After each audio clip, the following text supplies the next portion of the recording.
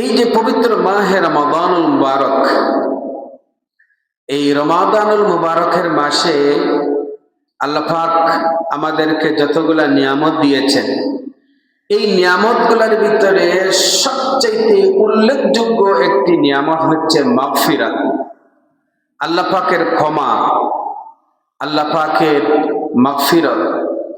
আল্লাহ তাবারক ওয়া তাআলা এই পবিত্র মাহে রমাদানুল মুবারকের মাসে পৃথিবীর অসংখ্য অগণিত মুমিন মুমিনাত আল্লাহ পাকের বান্দাদেরকে এই মাসে আল্লাহ তাআলা ক্ষমা করে দিয়েছেন। সুবহানাল্লাহ।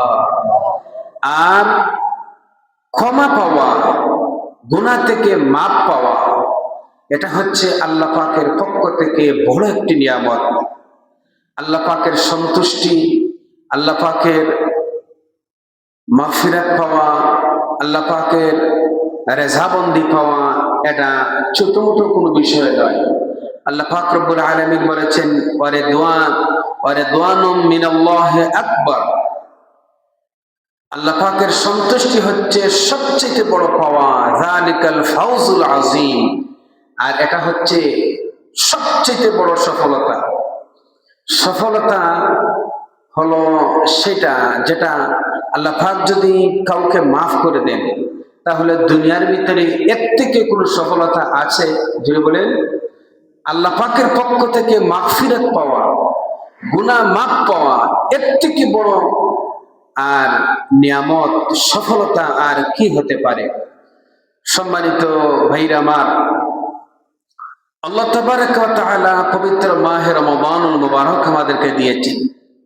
সারা রমাদান ছিল মাগফিরাতময়, মাগফিরাত দিয়ে ঢাকা।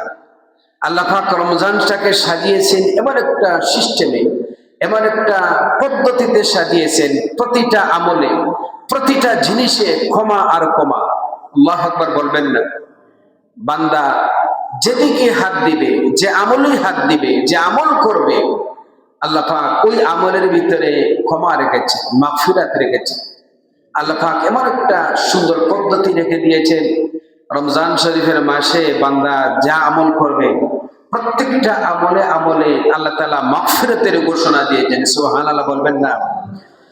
আল্লাহর নবী জনাবে মুহাম্মদুর রাসূলুল্লাহ সাল্লাল্লাহু আলাইহি ওয়াসাল্লাম বলেছেন, মান সামা রমাদানা ঈমানান ওয়া ইহতিসাবান গুফিরা লাহু মা তাকদ্দামা মিন যামবি।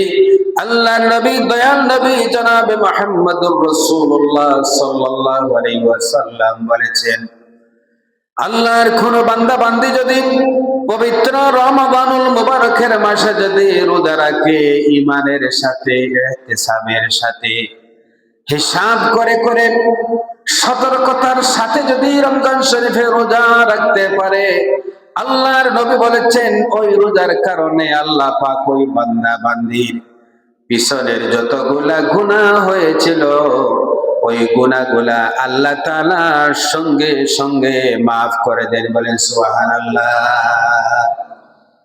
তাহলে রোজা মানুষের ক্ষমা পাওয়ার একটা মাধ্যম, ঠিক কিনা ভাই? রোজা রাখবো, আল্লাহ তাআলা মাফ করে দিবেন। শুধু তাই না, আল্লাহ নবী সাল্লাল্লাহু আলাইহি ওয়াসাল্লাম আরেকটা হাদিসের ভিতরে বলেছেন, as-salawatul khamsu al-jum'atu ila al-jum'ah ওয়া রমাদানু ইলা রমাদান। আল্লাহর নবী বলেছেন, 5 ওয়াক্ত নামাজ, এক ওয়াক্ত নামাজ আর এক ওয়াক্ত নামাজের ভিতরে যদি বান্দার কোনো গুনাহ হয়ে যায়, সগীরা গুনাহ, যদি বান্দার পক্ষ থেকে কোনো গুনাহ যদি হয়ে যায়, এক ওয়াক্ত থেকে আরেক ওয়াক্ত এর মাঝখানে গুনাহ হলে আল্লাহ তাআলা ওই 2 ওয়াক্তের মাঝখানের গুনাহ আল্লাহ তাআলা মাফ করে দেন, বান্দা যদি 2টা ওয়াক্তের নামাজ যদি পড়ে নিতে পারে। এরপরে এক জুমা থেকে আরেক জুমার ভিতরে যদি গুনাহ হয়ে যায়, আল্লাহ পাক রব্বুল আলামিন বান্দার গুনাহ মাফ করে দেন।